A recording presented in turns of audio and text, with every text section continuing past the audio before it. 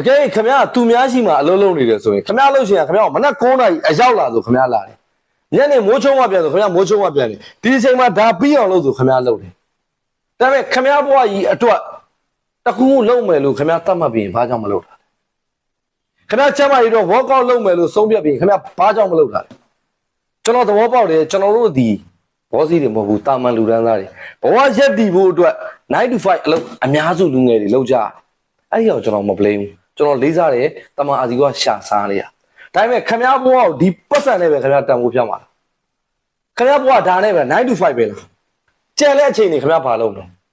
ကိုယ့်ရဲ့ personal development professional development ကိုချမ်းမာရေးတို့အချိန်မပေးနိုင်ဘူးလား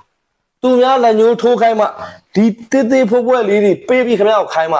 သူများရဲ့ empire ကိုခမည်းဘွားကြီးပေးပြီးတည်ဆောက်နေမှာလားထာဝရသူများရဲ့အနောက်ကလိုက်နေမှာလူငယ်အများစုလမ်းလွဲနေတာကျွန်တော်မြင်တယ်ကျွန်တော်ကိုယ်တိုင်လည်းအီအောင်ဝါလုပ်ခဲ့တယ်နှစ်20ကျော်